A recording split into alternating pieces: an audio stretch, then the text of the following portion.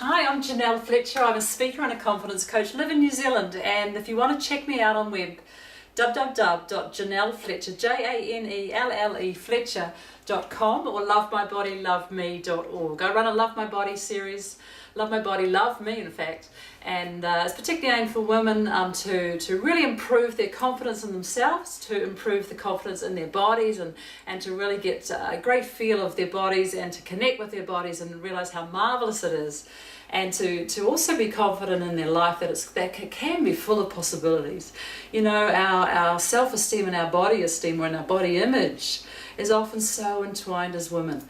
And I want to encourage you today to, instead of looking at your body woes, is to look at your body with wonderment. Woes or wonderment? I choose wonderment, and just am amazed at what my body has got me through, considering what I've done to it over the years. You know, how many times have I underfed it, overfed it, starved it, medicated it, poisoned it, you know, all these things that I've done to it. Yet, you know, as now I'm still vibrant and loving my body the way it is. But, you know, my wonderment is about how the body heals. And I want you to consider a time in your life when your body has healed itself. You know, as basic as it is when we get a cut, we don't tell it how to do it. We don't micromanage how it's going to heal itself. It just does, because the body just knows how to do that.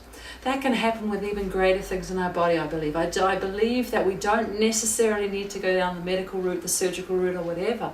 That in fact, when we really invite our body with the thoughts we have, the words we use for it, the environment that we place around our body, the wonderment that we have about it, and how amazing it is, and what possibilities it can afford us, that is when you know, life really takes off and our health expands, and more importantly, we feel more vital. I love that word, vitality. That's how I love to feel. So that's the thoughts that I feed it, that's the words that I feed it, that's the actions that I do and feed it, so that I feel vital and vibrant. So I want you to have a think about, when in your life did your body heal itself? And to just be in awe of that. It might have been when you've delivered your baby and you've had your baby, and then all your bits there have healed itself. The scars have healed. Your stomach has contracted again beautifully. For some people might say it's not so beautiful, but you know, how amazing is that?